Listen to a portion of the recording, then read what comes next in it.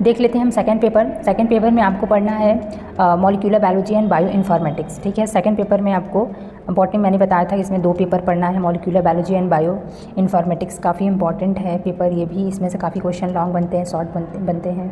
ठीक है, तो सबसे पहले इसमें हम यूनिट देख लेते हैं। यूनिट में आपका पहला है जेनेटिक मटेरियल, मोस्ट इंपॉर्टेंट है। जेनेटिक मटेरियल से बहुत सारे क्वेश्चन बनते हैं, Watson Crick DNA model, RNA पढ़ने होते हैं, इसमें बहुत सारा क्वेश्चन लॉन्ग में काफ़ी बनता है, तो ये इंपॉर्टेंट क्वेश्चन है। उसके बाद लेते हैं सेकंड यूनिट में आपका ट्रांसक्रिप्शन है, रेगुलेशन ऑफ जीन एक्सप्रेशन। इसमें भी आपके काफ़ी ज़्यादा क्वेश्चन बनते हैं, प्रोकैरियोटिक यूकैरियोटिक से, सिंथेसिस से क्वेश्चन बनते हैं, आपकी जीन एक्सप्रेशन में आरएनए पॉलीमरेज से भी बहुत सारे बनते हैं, इसको हम बताएंगे क्वेश्चन के साथ। फिर हम देख लेते हैं नेक्स्ट यूनिट में आपका जो है क्वेश्चन, जिसमें यूनिट में टॉपिक है principle techniques of genetic engineering. इसमें आपको बहुत सारे क्वेश्चन हैं, like blotting techniques, northern western, ये सारे डीएनए फिंगरप्रिंटिंग, ये सारे लॉन्ग शॉर्ट सेक्शन सी और बी से दोनों क्वेश्चन आते हैं। फिर देख लेते हैं हम फोर्थ यूनिट देख लेते हैं। फोर्थ यूनिट में आपको पढ़ना है एप्लीकेशन ऑफ जेनेटिक इंजीनियरिंग।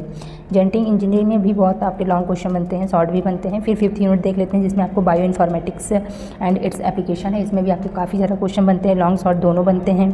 इसमें आपका जीनोमिक ट्रांसक्रिप्टोमिक्स है, इसमें आपको प्रोटोमिक्स, इसमें लॉन्ग ज़्यादातर इसमें जो है सेक्शन बी से क्वेश्चन आते हैं, एक आध 2 क्वेश्चन जैसे आपका है एप्लीकेशन से, ये सब लॉन्ग में आता है। फिर देख लेते हैं 6 यूनिट, जिसमें आपको बायोलॉजिकल डाटाबेस पढ़ना है।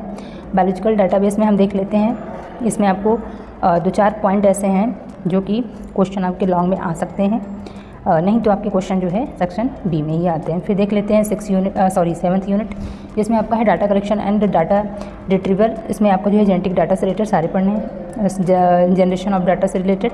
उसके बाद लास्ट यूनिट है आपका फाइलोजेनेटिक एनालिसिस। फाइलोजेनेटिक एनालिसिस में इसमें लॉन्ग शॉर्ट दोनों आते हैं, हालांकि यहाँ पे कंस्ट्रक्शन ऑफ पॉलीजेनेटिक ट्री से क्वेश्चन लॉन्ग बनते हैं। एक आपका क्वेश्चन है method of construction of phylogenetic tree, इससे भी लॉन्ग आ सकते हैं मे बी। ठीक है, इसको आप देख लेना। तो सबसे पहले तो हमने बता दिया यूनिट में कौन कौन से टॉपिक हैं जो आ सकते हैं।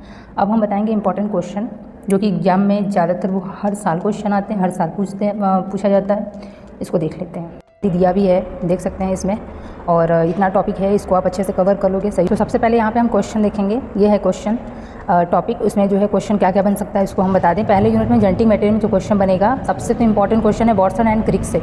वाटसन एंड क्रिक से क्वेश्चन काफ़ी ज़्यादा क्वेश्चन पूछे जाते हैं। आप डीएनए को पकड़ लो और आरएनए को, मतलब यहाँ पे अगर आप डीएनए को और आरएनए को अगर देखते हो तो यहाँ पर क्वेश्चन आपका काफ़ी अच्छे से बन जाएगा डीएनए और आरएनए से। बाकी इसमें कुछ भी नहीं उठाना है, डीएनए आरएनए आपका सब कुछ कवर कर देगा अच्छे से। ठीक है, डीएनए आरएनए में जितने भी उसके टाइप्स हैं सारे पढ़ लो, रेप्लिकेशन वगैरह सब कुछ पढ़ लो। फिर यहाँ पे बात आती है क्रोमोजोम की। क्रोमोजोम भी बहुत इंपॉर्टेंट है। क्रोमोजोम एक ऐसा टॉपिक है जो बहुत सारा लॉन्ग और शॉर्ट और जो है सेक्शन सी बी ए से क्वेश्चन काफ़ी बनाता है।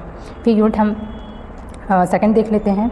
यूनिट थर्ड में क्या है, सेकंड में क्या है कि इसमें आपको जो है ट्रांसक्रिप्शन से रिलेटेड आपको जो इसमें पढ़ने पड़ेंगे, gene expression, types of RNA. मैंने बताया कि आरएनए पढ़ लो तो सब कवर हो जाएगा, तो यहाँ पे अगर आप आरएनए पढ़ते हो तो ये सभी कवर हो जाएगा काफ़ी अच्छे से। फिर यहाँ पे आपका जो है प्रोकैरियोटिक यूकैरियोट से क्वेश्चन पूछता है। सबसे most important question lac operon से भी क्वेश्चन आपका आता है, इसको आप अच्छे से पढ़ लोगे, हो जाएगा। यूनिट थर्ड की बात कर लें तो principle in techniques of genetic engineering में आपको जो है ब्लॉटिंग टेक्निक्स सारा तैयार कर लो। ब्लॉटिंग से like blotting techniques northern, southern, western सारे आप पढ़ लो। DNA fingerprinting section B question आता है, डीएनए मार्कर, ये सब सेक्शन बी के क्वेश्चन आप इसको शॉर्ट नोट में तैयार करोगे, काफ़ी अच्छे से हो जाएगा। फिर यूनिट जो है फोर्थ देख लेते हैं। यूनिट फोर्थ में जो आपको पढ़ना है वो है आपका जो है एप्लीकेशन ऑफ जेनेटिक इंजीनियरिंग में, जैसे आपका पेस्ट रेजिस्टेंस, ये भी पढ़ लो अच्छे से, सब शॉर्ट नोट में सेक्शन 20 क्वेश्चन बन सकते हैं। Role of transgenic of bioremediation, इसको भी अच्छे से पढ़ लो। इंडस्ट्रियल एंजाइम से रिलेटेड पढ़ लो, ये सब सारे हैं, इसमें पढ़ लो। टाइम मिलेगा तो आप इसको बिल्कुल देख लो, सब शॉर्ट नोट में क्वेश्चन आएंगे, इसको आप अच्छे से देख लो। फिर इसके बाद बात कर लेते हैं फिफ्थ यूनिट की।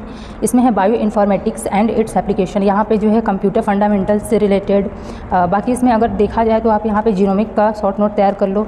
उसके बाद फिर यहाँ पे बायोलॉजी एंड फंक्शनल बायोलॉजी से related application, limitation of bio informatics से, मतलब जितने शॉर्ट नोट हैं बस वही आप टच करो, ज़्यादा ओवर इसमें कुछ करने की ज़रूरत नहीं है, उतने में आपका कवर हो जाएगा।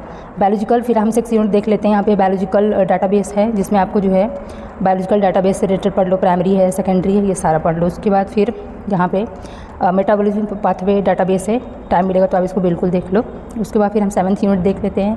7th यूनिट में आपको जो है पढ़ना है data generation and data retrieval से। यहाँ पे जनरल जनरेशन ऑफ डाटा में आप देख लो, जीन सीक्वेंसिंग पढ़ लो, शॉर्ट नोट में आता है, हर बार आता है। प्रोटीन तो अपने अगर आप पढ़ लेते हो उसमें पहले मैंने बताया था तो वो कवर हो जाएगा। ये सब शॉर्ट नोट है। यहाँ पे शॉर्ट नोट अगर आप एक आध दो शॉर्ट नोट तैयार करते हो तो भी हो सकता है, ऐसा नहीं है कि सारा ही शॉर्ट नोट आएगा, एक आध दो क्वेश्चन यूनिट से इसमें से आ सकता है।